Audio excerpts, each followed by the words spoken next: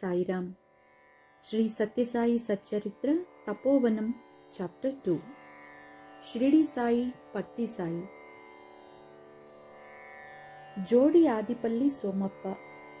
Prema Kutiram. Baba the Shiva Shakti. Life story of Lord Shirdi Sai. Shirdi Sai's promise.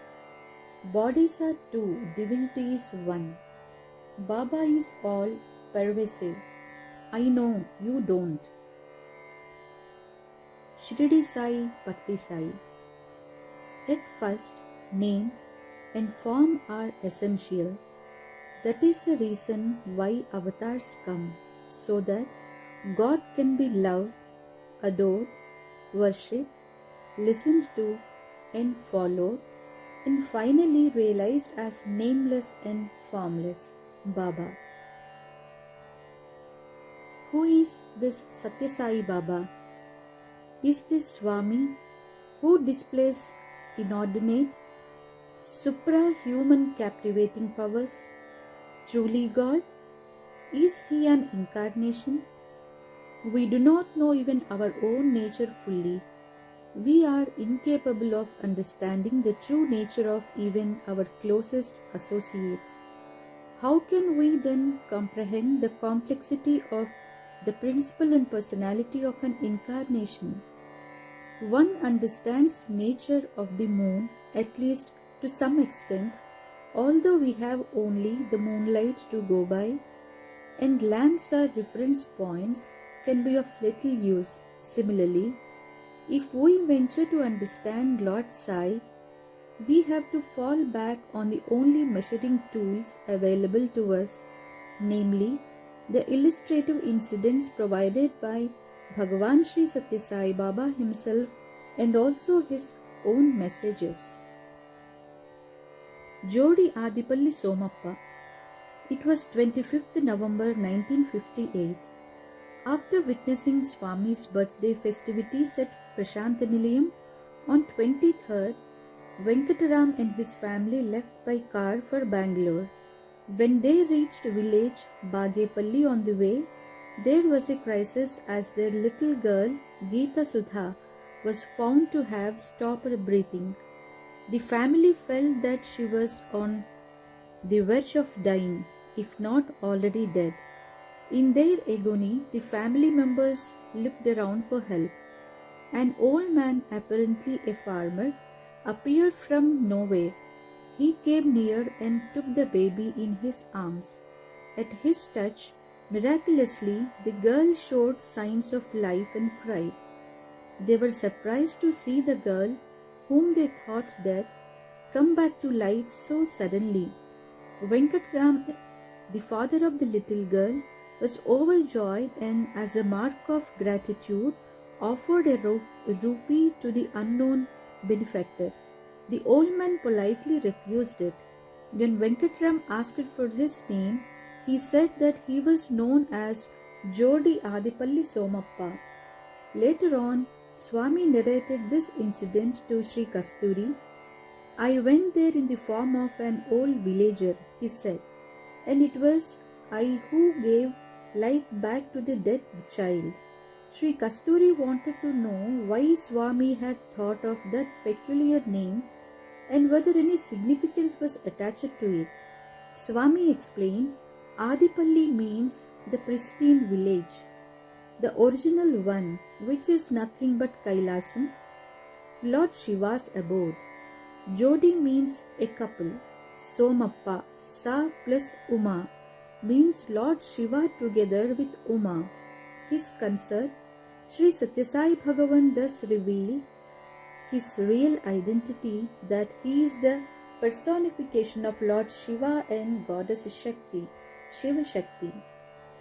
On another occasion, Swami asked someone by the name of Kailasam what would his name mean. He was somewhat taken aback as he did not know. He struggled in vain for a whole week searching for the answer to Swami's question. Then Swami himself explained to him, Kailasam signifies the cleanest, purest and flawless crystal. It is also a symbol of the purest, untainted heart. Lord Shiva chose Kailasam as his celestial residence, and he also resides in a pure heart. Prema Kutiram.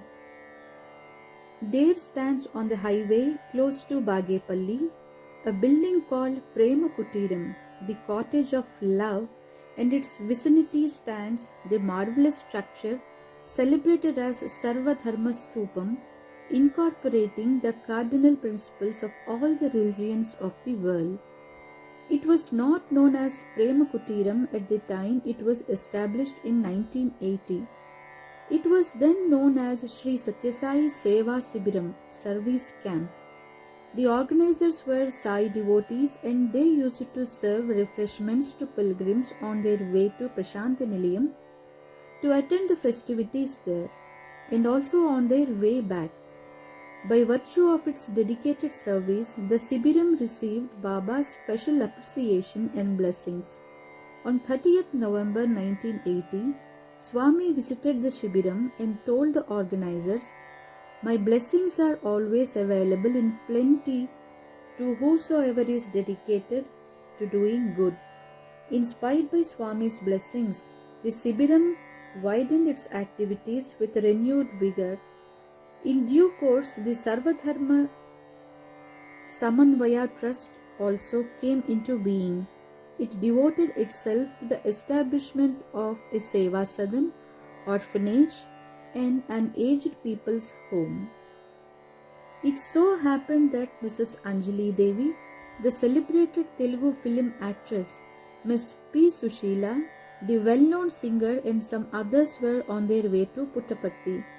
The organizers greeted them and requested them to stop for a while and accept prasadam, refreshments blessed by the Lord, provided at the Shibiram. But the famed travelers did not appreciate the nice gesture. They mistook the host to be the usual run of cinema fans who were always eager to rub their shoulders with film folk. Disdaining the kindly offer, they went on their way. When they were with Swami later, he gently admonished them, "I am present not only in Prashantanilayam but also in the Seva Shibiram in Bagepalli." The lesson went home. On their return journey, they made it a point to stop at the Shibiram. They profusely apologized to the organizers and humbly accepted prasadam from their hands before resuming their journey. Swami is known to move about in the area around Bagepalli, assuming various forms at will. No doubt he does this for the well-being of the residents there. On 7th June 1996, Swami inaugurated the aged people's home there and he announced, "This Shibiram is Prema Kutiram, Sri Satya Sai Prema Kutiram." Ever since it has been known by that name, the sacred touch of his lotus feet has often sanctified the Prema Kutiram. On 11th June 2000, Bhagwan again visited Prema Kutiram and to the pleasure of the devotees declared open the rest house for the aged, the temple for Lord Ganesh and the cow shed. Baba, the Shiva Shakti. Bhagavan was once walking on the sand banks of the river Chitravati in the company of his devotees. He was smiling enchantingly and moving gracefully. That attracted a cameraman who readied himself to take a photo. When he requested, "Swami, just one picture please," Swami tried to put him off, "No Bangaru, no." But the photographer already clicked this camera. When in due course the film was developed and printed, the photograph showed Swami as Ardhanarishwara, the divine jewel form of Lord Shiva, on half as Shiva and the other half as his consort Devi Parvati. Around 1945, when Dasara processions were taken out from the old temple in Puttaparthi, Swami used to be dressed up as Ardhanarishwara. Among those who witnessed the exalted form were his ardent devotees, Umaramma, and Sakamma, who used to recall the splendid vision quite often. During the Treta Yuga, there lived a great rishi called Maharshi Bharadwaja. He loved Vedic learning and devoted 100 years of his life to it. Even so, he could not complete his studies. Realizing that there could be no end to his studies, he set about doing tapas, spiritual austerities, in the name of Devendra, the lord of the Devatas. Devendra finally appeared before the Maharshi and told him, "You will never be able to attain full understanding of the Vedas. Give up this fruitless pursuit. Instead, perform the Savitra Yaga, which will bestow on you the spiritual fulfillment you hope to obtain through Vedic studies."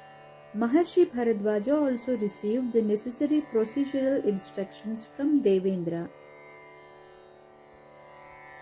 The Maharshi desired very much that Goddess Shakti should be personally present at the yajna.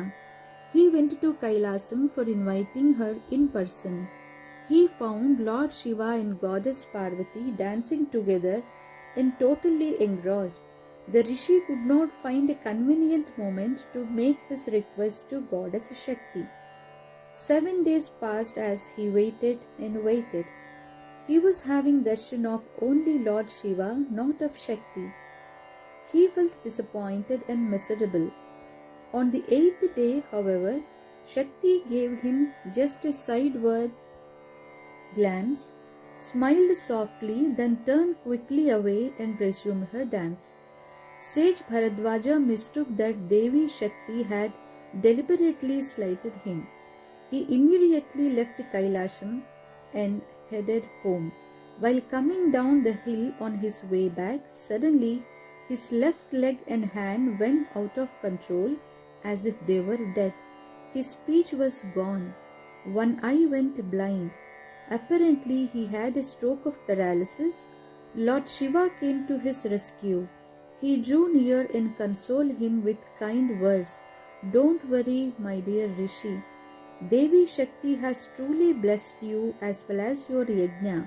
With these reassuring words, the Lord sprinkled some water from his kamandal pitcher onto the disconcerted sage. Immediately the Rishi regained his faculties. Both Lord Shiva and Goddess Shakti promised that they would together attend his yajna and bade him farewell. Bharadwaja successfully completed his yaga in due course. Both Lord Shiva and Devi Shakti attended it and blessed him.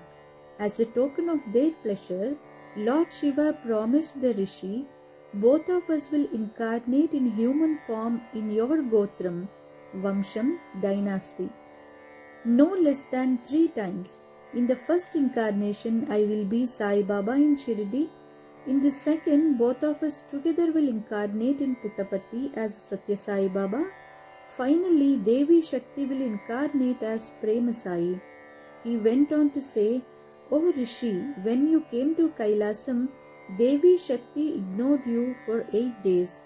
In atonement thereof, when both of us take human form in your dynasty, Devi Shakti too will suffer in the same way as you had suffered in Kailasam. When that happens, I will sprinkle holy water on Shakti and make her regain the faculties in the same way as I restored yours in Kailasam." On 29th June 1963, Bhagavan Sai Baba suffered a stroke due to thrombosis and the left side of his body was paralyzed. Hundreds of devotees who had assembled in Smt.Malladi were agonized on seeing the suffering of the Master. During that week, Swami was in coma for 3 days. He survived 4 heart attacks. Disconsolate devotees could do nothing but shed bitter tears in utter helplessness. After a full week, on the Guru Purnima day, 6th July, Bhagavan was very carefully brought down from his upper floor apartment to the bhajan hall on the ground floor in the arms of Sri Kasturi, Sri Raja Reddy, and Sri Krishnappa. It was obviously difficult to seat Baba as usual in his throne on the elevated dais. So the silver throne was brought down and placed on the ground close to the dais. Soft cushions were positioned so as to avoid discomfort to Baba, and he was slowly eased into it. Baba's left hand was stiff, the left leg was equally out of control. His eyes too were unclear. On finding their beloved Lord in that terrible state of suffering, the devotees began to wail loudly. Then Swami whispered to Sri Kasturi in vaguely intelligible words, "This illness is not mine. On my own volition, I have taken over this illness on myself. No disease can ever assail me. Let nobody worry. I cannot bear if my devotees suffer." Sri Kasturi used the microphone to announce Baba's words to the gathering. Swami gestured for water to drink. When a tumbler of water was held to his lips, he could not hold it properly and the fingers of his right hand slipped into the water. With those fingers, he sprinkled a little water on the limp left hand, the left leg. He gently stroked his left hand with his right hand, and after in a few moments stroked his left leg with both his hands. The astonished assembly of devotees, now delirious with joy and ecstasy, realized that Swami had cured himself. They heard him addressing them in the microphone, "Premaswarupulara, O embodiments of love." He began delivering his customary address on the auspicious day of the Guru Purnima. Swami spoke for an hour, regaling the audience with his characteristic eloquence, lucidity, and exquisite humor. He related the 8-day suffering of Rishi Bharadwaja, at the end of which Lord Shiva made him whole by sprinkling holy water on his paralyzed limbs. Swami recalled the Lord's promise that he and his consort would incarnate on the earth as a Shiva Shakti. That Shakti, represented by the left side of the body, would suffer for 8 days, at the end of which Lord Shiva, the right side of the body, would restore her to healthy by sprinkling holy water. In ringing tones, Swami declared, "I am Shiva Shakti, born in the Gotram of Rishi Bharadwaja, by virtue of the boon conferred on him by Lord Shiva and Goddess Shakti in the Treta Yuga." Life story of Lord Shirdi Sai. People knew only the later part of Shirdi Sai Baba's life, that is, subsequent to his arrival in Shirdi. No details were available regarding his earlier life. When was he born and where? Who were his parents? What was his life like prior to his appearance in Shirdi? These remained unknown until Sri Satya Sai Baba revealed them in Prashantinilayam on 28 September 1990. The date and month coinciding with the birthday of Shirdi Sai Baba as declared by Baba. Obviously, little known secrets of an incarnation can be brought to light by none else but other incarnation. The life story of Shirdi Sai as disclosed by Sri Satya Sai Baba is given here. In the village of Patri, situated in then Nizam's dominions, lived a devout couple named Ganga Bhava and Devagiri Amma. The lady was an ardent devotee of goddess Gauri, consort of Lord Shiva, also known as Parvati. Her husband was a devotee of Lord Shiva. They had no children. This made them all the more detached from the worldly concerns.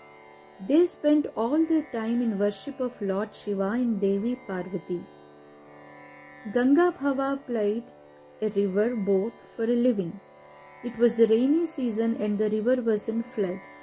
Fearing that his boat might be swept away if unattended, Ganga Bhava told his wife that he would go to the banks of the river and stay there overnight with his boat and take care of it. She gave him his evening meal at 7 p.m. and finished her own meal soon after he left. At about 9 p.m., there was a knock on the front door. Thinking that it was her husband and wondering what made him come back so soon, she anxiously opened the door. An old man was standing outside. He promptly stepped in and said, "Oh lady, it is very cold outside. Will you kindly give me a little space inside for spending the night here?" Hospitable by nature, she produced a mattress, gave it to him, and showed him a place on the veranda to sleep in. She retired to her own room, closed its door, and went to bed. But no long after, the old man knocked on the door again. When she opened it, he said, "Oh kind lady, I am feeling hungry. May I have a little rice to eat?" Finding nothing worthwhile in her kitchen except small milled grain, she prepared a little meal with curds and gave it to him. She went back to her room, closed the door, and prepared to sleep. After a little while, the old man once again knocked on the door. When she opened it, he said, "Dear lady, my feet are aching. Will you kindly massage them as a little?" She was startled. She went into her puja room, fell at the feet of Goddess Parvati in tears, and cried, "Oh Divine Mother, what is this terrible test you are putting to me? What should I do now? Kindly save me from this humiliating situation." In a few moments, she regained her composure. An idea flashed in her mind. Leaving by the rear door of the house, she went in search of somebody who could be of service to her guest on payment. Her efforts bore no fruit, and she returned home in despair. Suddenly, there was a knock on the rear door. When it was opened, a woman stepped in and said, "Madam, it seems you came to my house asking for help to attend on an old man here. I have come to offer my services."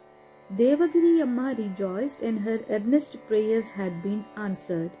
She took the woman on to the veranda, left her with the old man, and went back to her own room, closing its door behind her. That old man who asked for such strange service from a saintly lady, and the woman who came forward to serve him were no ordinary humans. They were Lord Shiva and Goddess Parvati. They began talking with each other. Lord Shiva said, "Devi Parvati, grant this devout lady whatever she earnestly desires."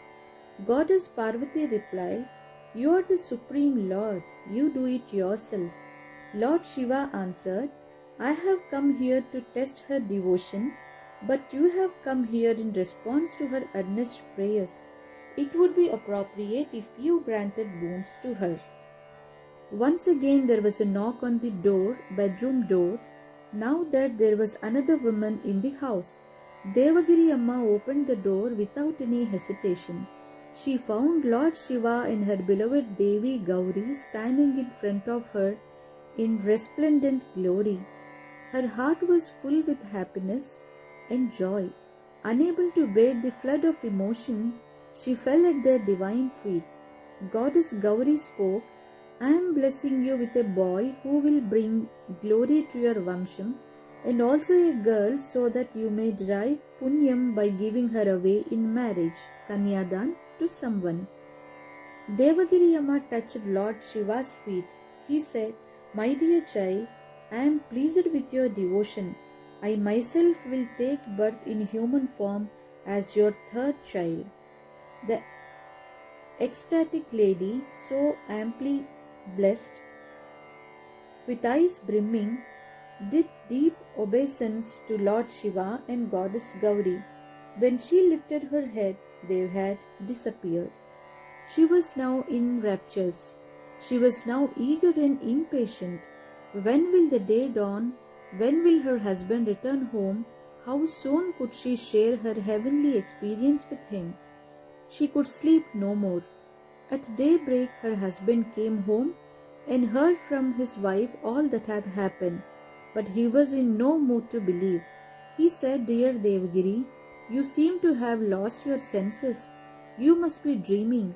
Lord Shiva and Devi Parvati visiting our house in person, giving you darshan? What nonsense!" He took to ridicule.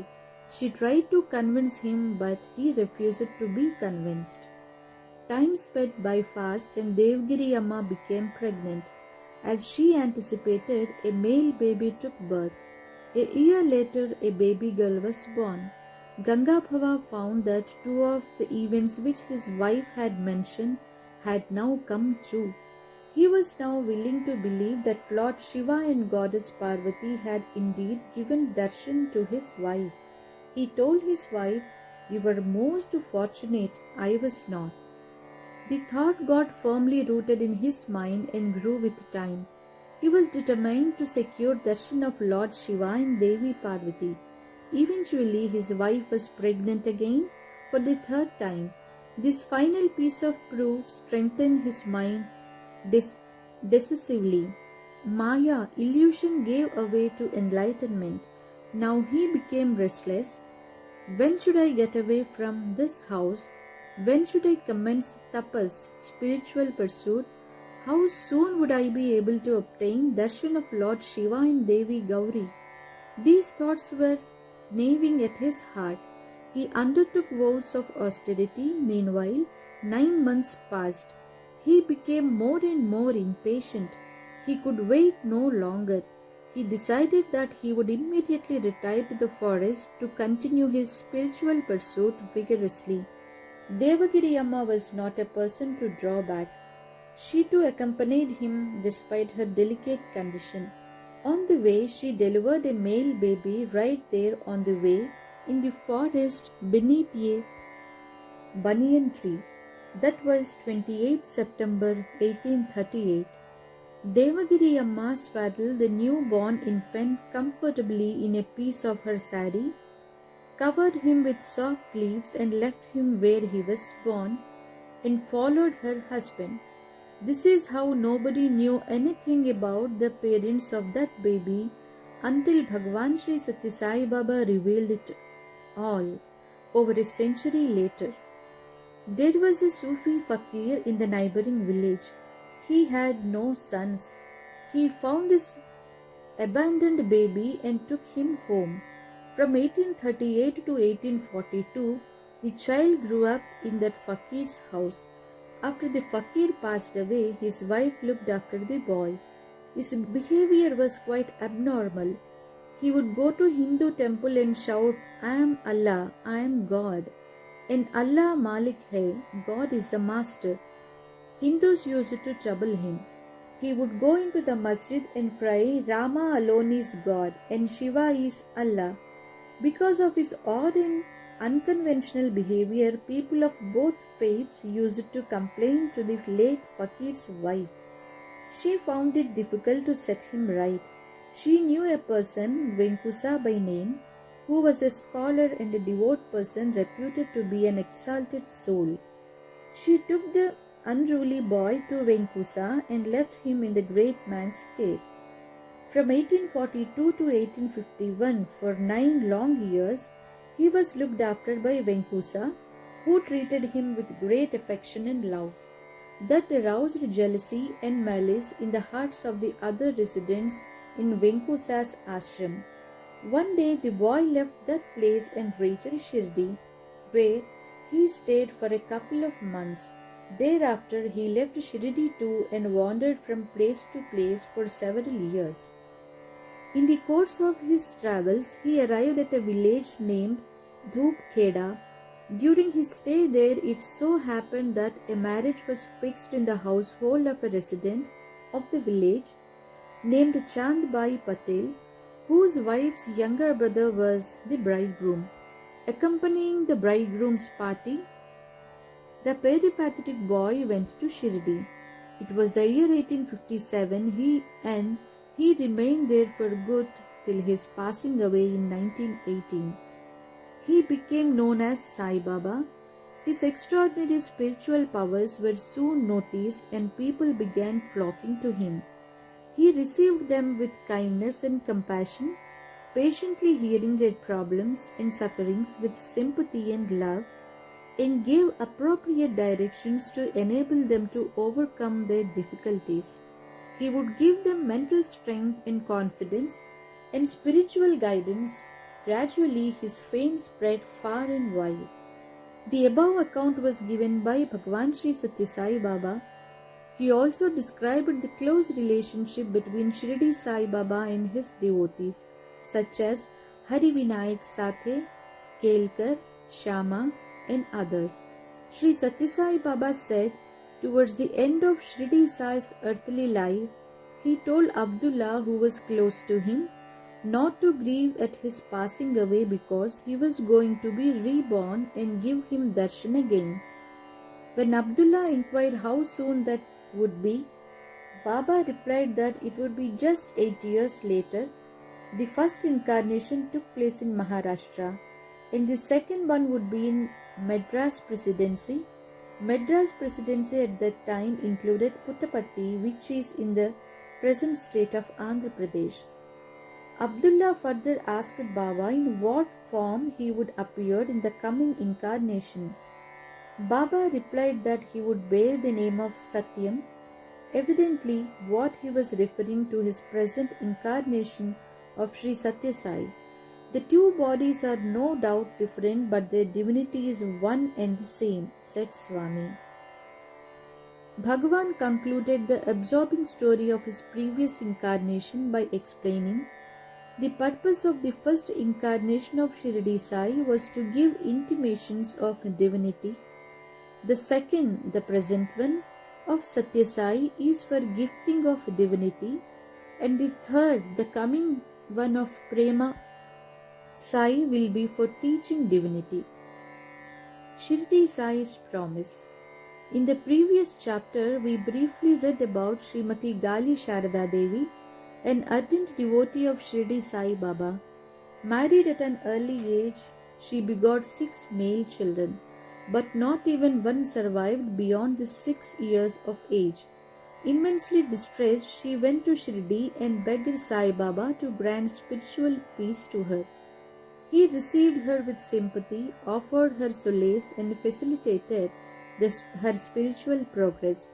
She often begged him to initiate her into some potent mantra in order to help her in spiritual advancement. He was putting her off somehow or the other, appear on occasions to be angry too. Sometime in 1918, a little before Shirdi Sai emerged in the infinite, she held his feet firmly, pleading once again for a mantra upadesh. Apparently vexed with her insistence, Sai Baba turned on her in anger and kicked her in the chest. Deeply hurt, she left him, denied herself food, and slept that night in the open ground under a tree opposite Dwaraka Mai.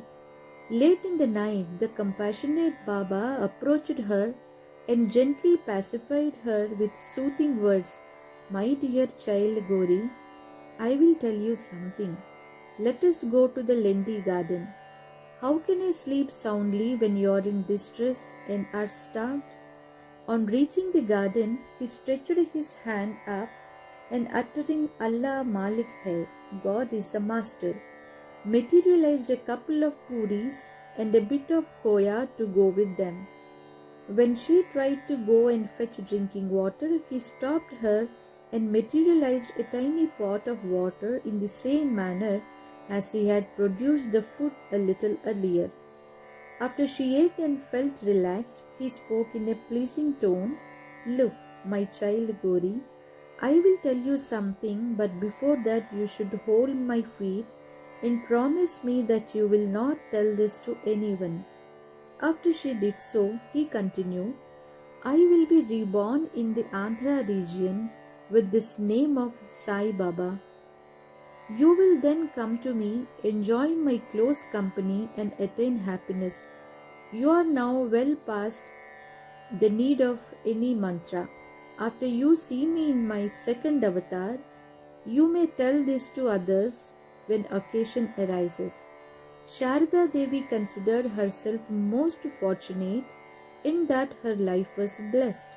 Soon after this incident, on the Dashera day, 15th October 1918, Sri Shirdi Sai shed his mortal coil at 2:30 p.m. and attained Mahasamadhi. More than 20 years sped by. She was now running an orphanage. She was traveling from place to place, giving Harikatha performances to raise funds. During her travels, she happened to go to Uravakonda. She had heard a lot about a miracle boy called Satyam. She went to see him in the house of Sri Seshamaraju, the boy's elder brother, where the boy was then staying. Satyam noticed her and invited her to sit close to him. When he addressed her in a pleasing tone, Gauri, she was startled, as that was the same sweet and affectionate way Shirdi Sai alone and nobody else used to address her. Satyam added, "You owe me rupees 16. Do you remember?" She was confused, particularly because she was seeing him for the first time. He went on, "You had collected 40 rupees for sending to Shirdi, but you sent only 24 rupees through Balaram. So don't you owe me 16 rupees still?" To reassure her, he said, "I have reminded you about this merely to prove you that I am Shirdi Baba. As you came in, you did not bother to offer me even namaskar salutation, but just sat down as soon as you entered." Poor Sharada Devi was now in tears. She fell on his feet and pressed them to her bosom, just as she was habituated to at Shirdi. Satyam calmed her and said, "I had told you that then, but you did not pay heed to my word. You forgot it altogether, but now you have reached me. I am proceeding to Puttaparthi. Follow me and I will let you know everything there." Later, at the instructions of Sri Satya Sai Baba, she took up permanent residence in Prashantinilayam. As mentioned earlier, Baba gave her the name of Peddabottu. She lived in Baba's proximity in Prashantinilayam till the end of her life. Shirdi Baba would often display great anger, but Satya Sai Baba is always a picture of sweetness and pleasantness. Swami once explained the nature of his attitudinal difference. When the mother is busy cooking in the kitchen, she gets irritated and angry if her children distract her by making even a little disturbance. But when she later serves the cooked food to them, she is full of affection, love, and patience. The former avatar at Shirdi was the stage of preparing tasty dishes. Now it is the stage of serving those dishes to you with love. Bodies are two, but divinity is one. Om Sai Shirdi Sai Abheda Shaktyavataraaya Namaha. As a child, Madhav S. Dikshit had seen Shirdi Sai Baba but spent the last phase of his life with Bhagavan Satya Sai at Brindavan in Whitefield near Bangalore. As a boy, he suffered from unbearable pain due to migraine. Hari Sitaram Dikshit, the elder brother of the boy's father, took him to Shirdi Baba. This Hari Sitaram Dikshit was generally known as Kaka Sahib Dikshit. Baba rubbed some ashes taken from his duni fireplace on the forehead of the boy and brusquely ordered him to go away. The boy was taken aback at what he felt was a slap on his face and curt dismissal. He made up his mind never again to go to Baba, but his uncle H.S. Dikshit assured him that what he mistook as a slap was, on the other hand, Baba's blessing. Besides, what Baba ordered was so curtly to go away was not to the boy but his migraine. He added, "Every one of us here has been waiting and waiting for some such sign of Baba's grace. If only he would give a similar slap to anybody, he would feel immensely blessed. Ever since this incident, the vexatious migraine never appeared again. Several years later, having heard that Shirdi Baba had taken reincarnation as Satya Sai Baba, M.S. Dikshit went to Puttaparthi along with some of his friends. It was 23rd October 1961, Vijayadashami Day. Speaking on that occasion, Swami said, "This divine power left the previous body in the year 1918.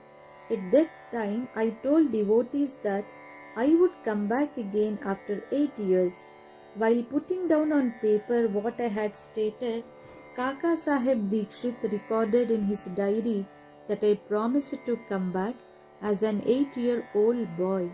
This mistake occurred because Kaka Sahib Dikshit did not make his noting immediately on the hearing me, but took quite a while to do so. Then too after a long time, so he relied solely on his memory." M.S. Dikshit happened to be at Puttaparthi for the Shivaratri festivities. A doubt arose in his mind. What is this? Shirdi Baba was an unassuming personality wearing simple clothes. Could he have taken on rebirth the form of the dandy I see now before me? Here he seems to be dressed more like a cinema actor. All the while he was watching Bhagavan on the dais, bathing Shirdi Sai's image with unending streams of vibhuti pouring out of a small vessel held above the head of the image. He watched also the miracle of Shivalingams, an elliptical symbol of the Supreme Being, emerging out of Bhagavan's mouth. There followed a discourse from Bhagavan, in the course of which he said, "Some persons present here are thinking that it is quite odd that I should wear silk clothes like a cinema actor, and that I sport a particular type of hairdo." Dikshit was startled. He had no doubt that Baba was surely referring to his own doubts and felt disturbed. Bhagavan summoned M.S. Dikshit into the interview room. There was a photograph of his late uncle, Kaka Sahib Dikshit, in his pocket. Swami saw the picture and said, "This is your uncle H.S. Dikshit picture. He was my devotee when I was in Shirdi. Do you still have any doubts in your mind?" All doubts in Dikshit's mind vanished, but a single ardent wish remained unfulfilled. He had very much desired to serve as the doorkeeper of Shirdi Sai Baba's room. Bhagavan knew this. He fulfilled his desire by assigning the same job to him in Vrindavan. Swami also said to him, "Your time has come to go to heaven, but Swami has decided to increase your life by 8 years because you stayed with Shirdi Baba for 8 years. Dikshit lived in a house right in front of the gate of Vrindavan. He died 8 years later." The 2nd of October 1996 was a red letter day. Devotees worshipped 1008 pairs of padukas, replicas of Baba's sandals, on the day in the grand venue of Sai Kulwant Hall. Dr. D.J. Gadia spoke on that occasion. When Baba spoke later, he referred to Dr. Gadias and said, "He is the son of M.S. Dikshit and grandson of Kaka Sahib Dikshit, who had lived in Shirdi." This Dr. Gadia did not see him, but I saw him. His father, M.S. Dikshit, brought and showed to me the diaries kept by Kaka Sahib Dikshit. He had recorded therein that whatever difficulties one might face in life, one should never give up. Swami. This doctor's father, M.S. Dikshit, stayed in Vrindavan for 30 years. It was I who encouraged this Gadia to study medicine and sent him to Manipal. Subsequently, I pressed him to go to London. Thus, the association of this person with Sai Baba comes down from his forefathers' times long ago. This is what applies to everyone here. Otherwise, there is no possibility at all for your ever coming here. You have entered onto this path only by virtue of the cumulative stock of good fortune and punyam acquired over several previous lives. There are crores of people in India. How many of them are able to come here? Many people do have the desire to come, yet they are unable to fulfill their desire. It is a matter of divine blessing that you have been able to come to this holy place, Swami said. Baba is all pervasive. Tedman Johannesson, a Norwegian from Oslo, happened to come to Puttaparthi. Swami materialized a ring and presented it to him to ward off the problems he was beset with. A few years later, while traveling in Bangladesh, he lost that ring in a river near Chittagong. A month after the loss, when Tiedemann arrived in Whitefield, Bhagavan came to him and placed the lost ring in his hand. Swami told the astounded Tiedemann, "This ring came into my hands because I am there in that river. Not only in that river, I am present in every river everywhere. Swami is all pervasive, omnipresent." Once a lady devotee from Kanpur came to see Shirdi Sai and Dwaraka Mai. She saluted him and sat down. Baba asked her whether the birthday celebrations of her son had gone on well. She told him, "Baba, we spent the day happily. We invited all our relatives and feasted them. Prior to that, we arranged all the eatables in a silver plate as offerings to you and left that plate in the puja room. A little later, we wanted to serve that prasadam to the guest, but we found that plate had disappeared. Only my husband and I, and none else entered that puja room. How could it disappear? We all felt unhappy at losing it." Baba, "What happened?" Sai Baba replied, "Do you remember that as you placed the plate before me in the puja room, you prayed to me to come personally on the happy occasion of your boy's birthday and partake of the Naivedyam. As you had desired, I came there and ate them all. Not being sure whether you would believe it, I brought away the silver plate with me. Here it is." He pushed his hand behind the pillow on which he was leaning, drew out the plate and gave it to her. She was immensely surprised and delighted. Abdullah was regularly cleaning that place in Dwaraka Mai thoroughly. He would rearrange the cushions and bedsheets daily as a part of his course. Abdullah did not turn up on that particular day and someone else did the job. No one, however, had found any plate there earlier. How did it suddenly make its appearance now? We can understand what Bhagavan means when he says he is omnipresent. I know you don't. Satya Sai Baba was then touring Kerala. At the request of his devotees, he visited a village near Trivandrum, now known as Thiruvananthapuram in Kerala. In his entourage was Dr. S. Bhagavantam, the celebrated scientist. Devotees far and near attended the meeting held there. Swami pointed out to Dr. Bhagavantam, who was by his side, an old lady standing in a corner of the huge gathering. He mentioned that he had known her ever since her childhood. Dr. Bhagavantam wondered in his mind, Baba is much younger, that woman is evidently much older. How could it be that her childhood is known to Swami? He asked Swami, Baba, you are but 30 years old. That old woman must be in her 70s. How is it possible that you know her ever since she was a child? Baba promptly clarified that he had known her in his previous incarnation. A little later, Dr. Bhagavantam went around among the people gathered. He quietly approached the old woman, engaged her in conversation and inquired, Did you ever visit Shirdi? She replied, when I was a little child, my uncle, the younger brother of my father, took me to Shirdi for Baba's darshan. Baba gave me a pendant that I still wear around my neck. Here it is. She showed it to Dr. Bhagavantam, whose doubts were then cleared. When we hear of this incident, we are reminded of a verse in the Bhagavad Gita at the beginning of the chapter 4.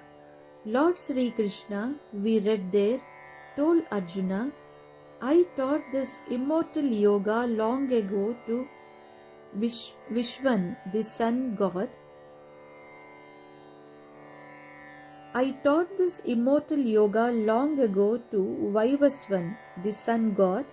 He conveyed it to Manu, who imparted it to his son Ikshvaku.